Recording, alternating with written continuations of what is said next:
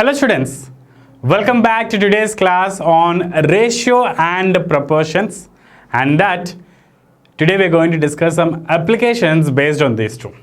In the previous class we discussed what is the ratio and we discussed some applications, and in this class we are going to discuss about proportions, and then we'll move forward from some application based on all this.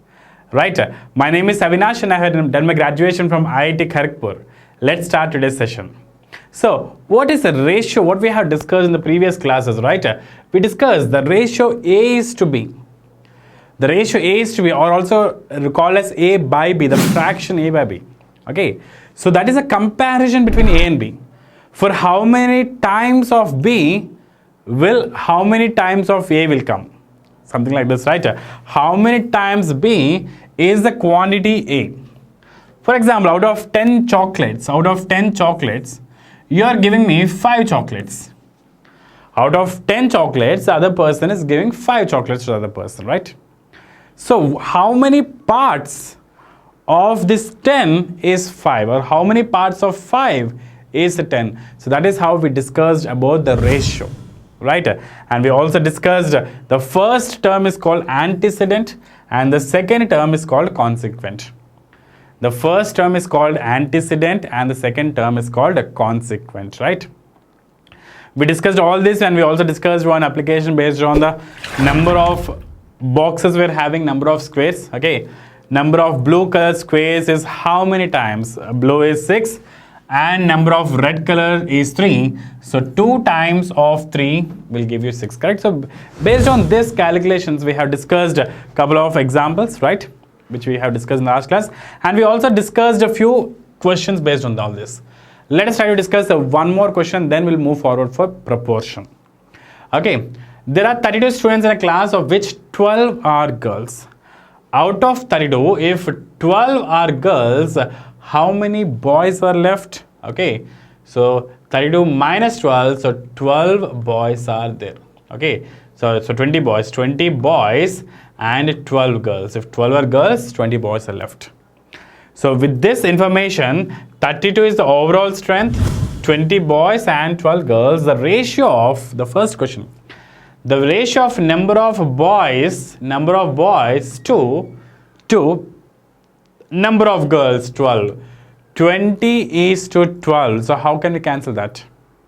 20 by 12. Can we cancel that with 4 or 5? With 4. For 5s and for 3s. So 5 is to 3 is the ratio. Simple, straightforward. Just take the numbers whatever you have. Next one.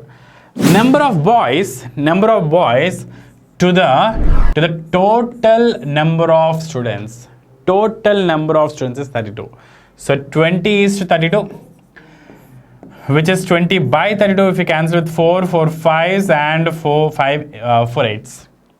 4 5s are 20 and 4 8s are 30. So 5 is to 8. The answer will be 5 is to 8. In the same way, you can try to find the next one, the ratio of number of girls to number of students. Right?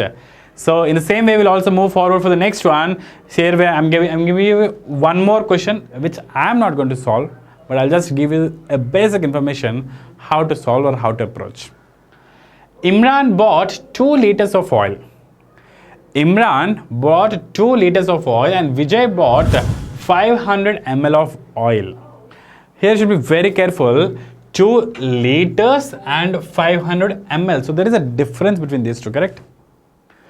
Liters is 2000 ml.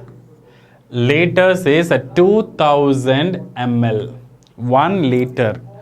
1 liter is equal to 1000 ml. 1 liter is equal to 1000 ml. And Imran bought 2 liters, so 2000 ml. And Vijay bought 500 ml of oil. So some ratio is being asked. So please try to do that. Okay. We have discussed the same kind of examples in the last class also. Right. One more beautiful question. A goldsmith mixes gold and copper in the ratio 7 is to 2. A goldsmith mixes gold and copper in the ratio 7 is to 2. Gold by copper is 7 is to 2. If the ornament weighs 45 grams, it's a very beautiful question. See, gold is having 7 parts and copper is taking 2 parts. So, the total gold plus copper, if you can take it as 9 parts, okay, the total gold and copper, 7 parts and 2 parts, if you're taking it as 9 parts, how many grams each part? I don't know that. I'm taking that as X. Both clubbed together, 9 parts are there, which are 7 of gold and 2 are copper. And this 9x is equal to 45 grams. And this 9x is equal to 45 grams. So what is x equal to? So x is equal to 45 by 9. So that will give you 5. That is 5. So the question is, how many gold are there?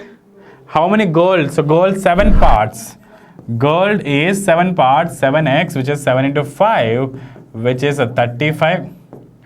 And copper is equal to 2x, which is 2 into 5, which is 10. So 35 plus 10 is 45. 35 plus 10 is 45, right? A goldsmith mixes gold and copper in the ratio 7:2 to prepare an ornament. If the ornament weighs 45 grams, find the weight of gold and copper in it. Find the weight of gold and copper in it. So it is up to you. Okay, so we have discussed all this. We got the weight of gold, weight of copper, everything, right? It's very simple. Whatever the complete quantity is there, so just break it into 7 parts of gold and 2 parts of copper.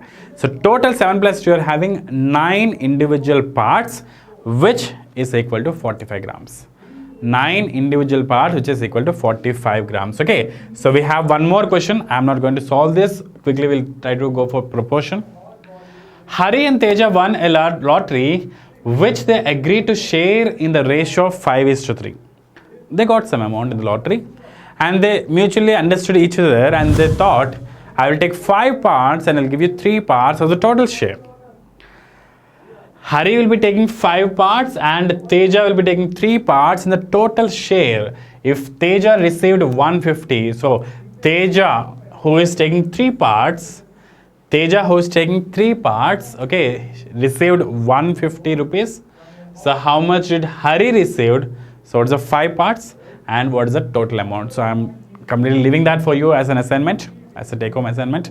So please try to solve that and get back to me with the answer, right? So the next one we're going to discuss, one more question. Okay, so right, so we have few more questions. So now the most important thing is a proportion. What do you mean by proportion? You can see here, if the ratio of A and B, which is A:B, is equal to the ratio of C and D. The ratio of A and B is equal to the ratio of C and D, right? We say that they are in proportion. If these two are equal, if A is to B and C is to D are equal, we say they are in proportion. And this is represented as A is to B equal to C is to D, or instead of equal to, we have this sign where 2 ratios will come. A is to B is to C is to D. Even this type of representation says that they are in proportion. They are in proportion. Okay, so what else we're having here?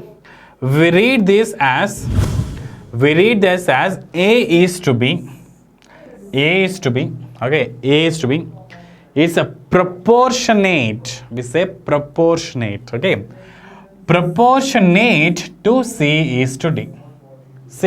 Or in short,